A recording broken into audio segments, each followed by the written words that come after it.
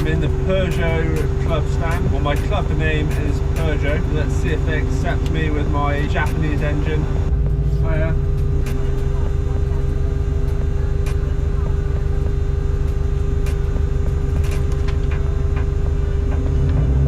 I couldn't actually hear what she said, so I am just going to figure out my pedestrian way, public parking.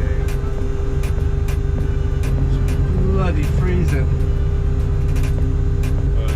I parked in the Peugeot club stand after conducting some sign language to the marshals. Wanted to park with some 206s. Honestly, it's a bit nostalgic to be back, surrounded by the French car scene, as when we were kids, our car journey started with Peugeot 106s and Citroen Saxos. Before I can even get out the car, it's nice to see the Peugeru is turning some heads. I'm hoping to see some good track action throughout the day, as I know there will be some Club Series racing going on.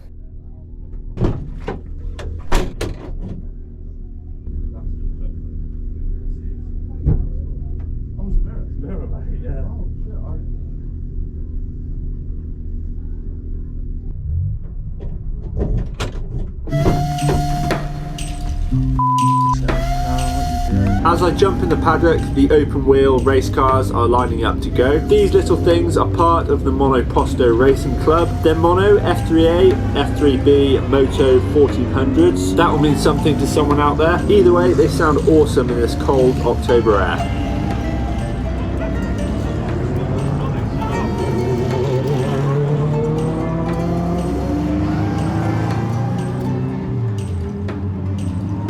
Quickly, I can see in the pit garage it's not all about French cars.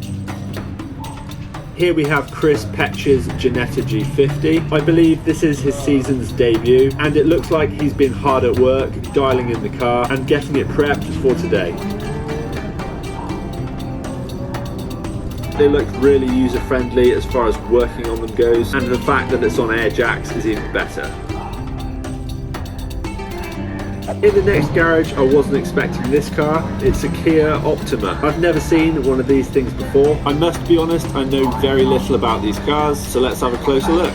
Mid-rear engine. To be fair, it looks absolutely wild as the exhaust comes right out the back of the car.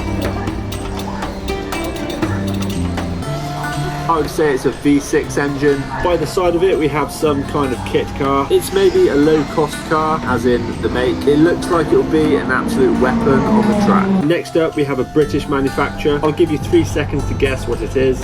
3, 2, 1. It's a Darien T90, or a T9 as they used to be called. This thing is mid-engine. From production they're fitted with a 2-litre Cosworth engine. However, judging by the Sunstrip said Millington, this one seems to be a bit more special, as that looks to me like a Diamond Series engine. Again, another feat of British engineering.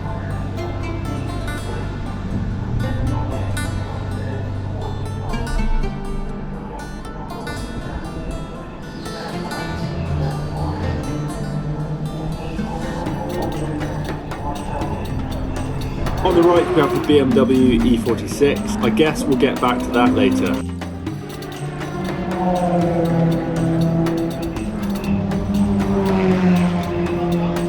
Moving up the paddock, I now find a Mazda RX-7. That rotary engine must be thirsty.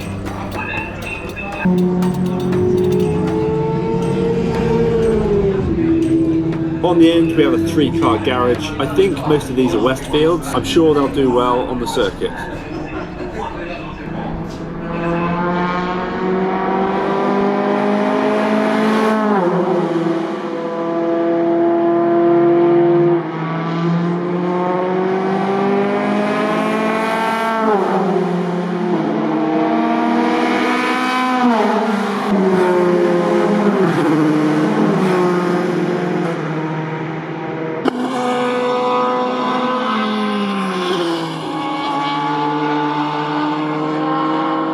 And that was just the warming up lap. These are part of the Track Action Racing Club. You'll see a whole variety of cars here, and fair play, they were good to watch. Soon enough, the hardcore cars come out. These lots are competing in the CNC Heads Sports Saloon Championship, and in my opinion was the most interesting to watch. A few laps to warm up, and then the real racing began.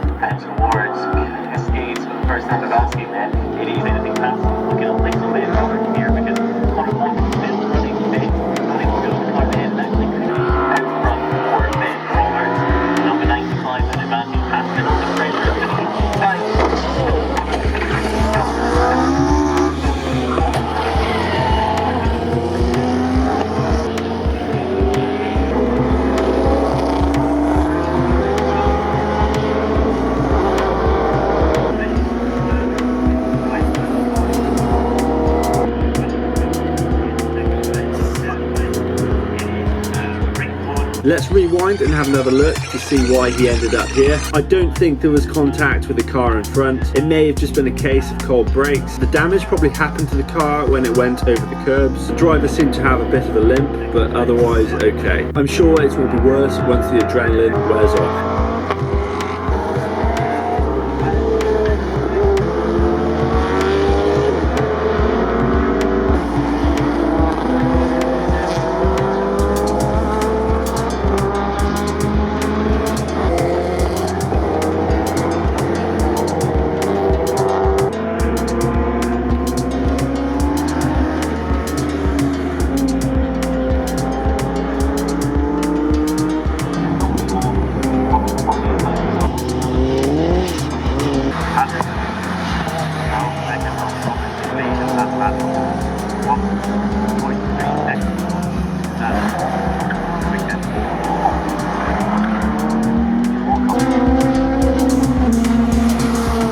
I brought some electrolyte powder with me. I bought it in this old parts bag. It probably looks a little sketchy.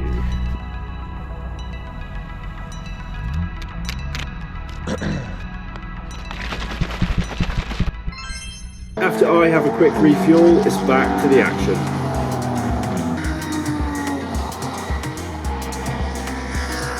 Here comes Roberts now. English time.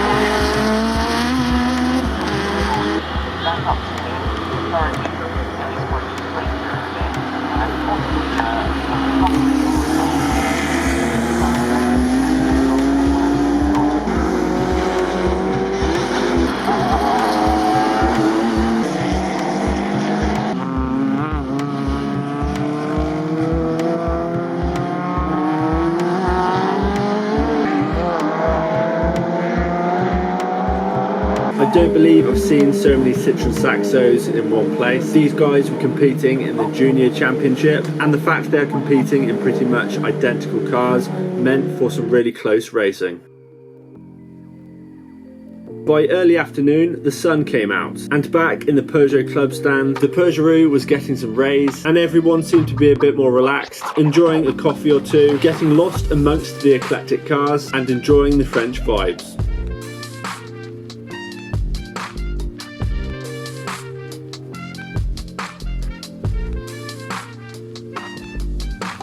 This white 106 Rally was an absolute minter, and I believe was competing in the show competition.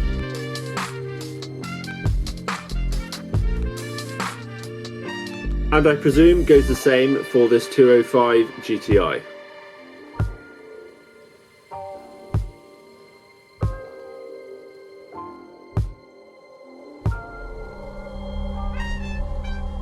Coffee break over and back to the paddock. This is the Audi A3 TCR. I had a quick check on the spec. It's a 4-cylinder turbo engine. Some models will be equipped with a sequential gearbox. Other cars are fitted with a DSG gearbox, which are mostly used in long distance races. Here is a car you don't often see. A full track spec Citroen Zara. It must be a reasonably fresh build because it looks immaculate. Respect to the crew. They're finding ways to keep warm on this freezing afternoon.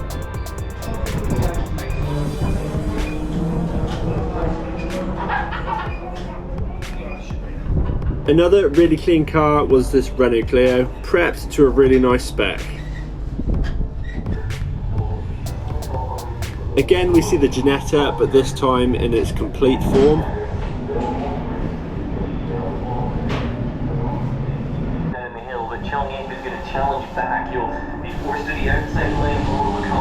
On the left we have a wild looking Ford Fiesta, on the right a BMW compact.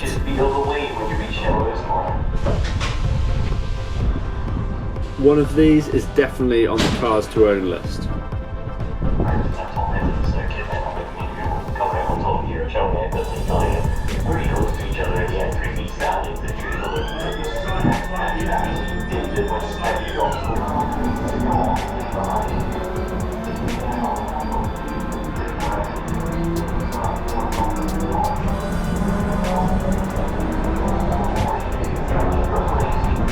Some tape and some cakes. As you saw on the track, this car was the race leader. The boys are giving it full attention. Sounds like there could be some chafing, but they seem to be on top of things. A Honda Civic, a Ford Fiesta,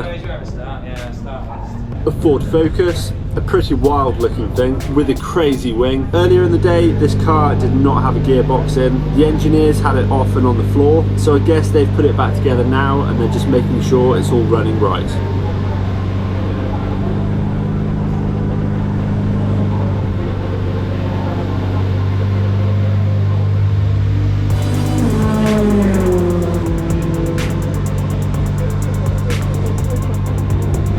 The mood in the garage seems pretty relaxed. My guess is it's running good. Back to the BMW E46. There is not much info on the spec of this car. Either way, it didn't look out of place. And in all honesty, the build quality of all of these cars, considering they're race cars, were excellent. Forgive me if I'm wrong, but I believe that's a Lotus Carlton. It's a gnarly looking thing, at a push like a NASCAR.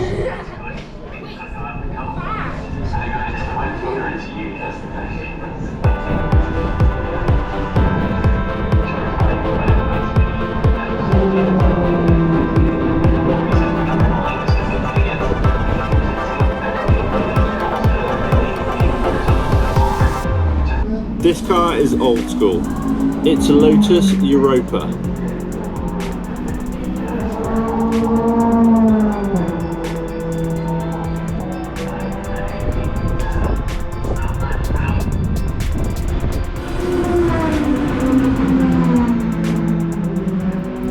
As the afternoon wound on, the racing was clearly getting more competitive and there was maybe a mistake or two.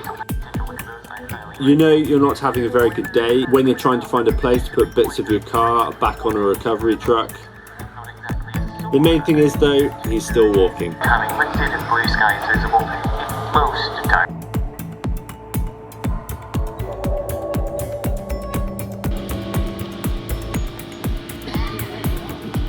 It's 3:05. In the club stand rules, it does stipulate you should stay until the end of the show, but it's starting to rain, it's very, very cold. A lot of people have gone home. There is someone trying to do some filming outside. It must be a rare pickup truck, the Peugaru Peugaru, because they've got a gimbal and everything, and they're filming it in the rain. With Saturday traffic, I've probably got about a 3-hour drive home, so I'm gonna leave and hopefully I won't get into trouble.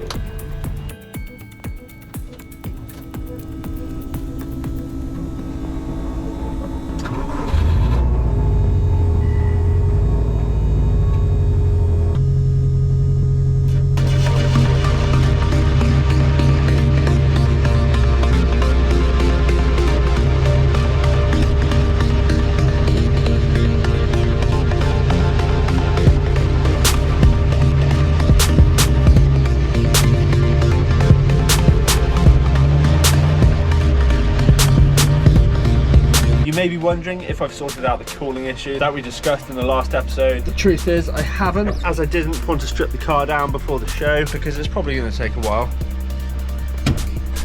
Yeah, this old chestnut. I don't have any more shows planned, so when I get the car back we can start stripping it down.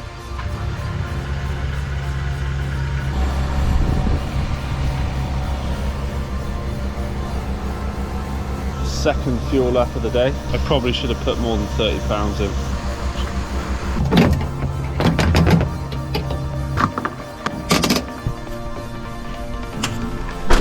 If you were at Auto de France yourself today, hope you had a good day and you didn't get too cold. It was nice to meet a couple of viewers in person. Thanks for saying hello. Like, comment, subscribe, and I'll see you very soon.